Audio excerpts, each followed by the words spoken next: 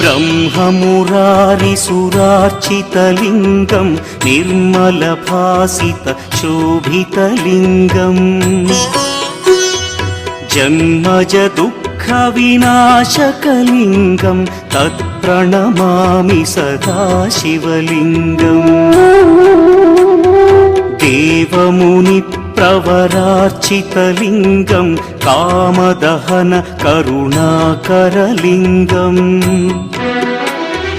रावणदर्पविनाशकलिङ्गं तत्प्रणमामि सदा शिवलिङ्गम्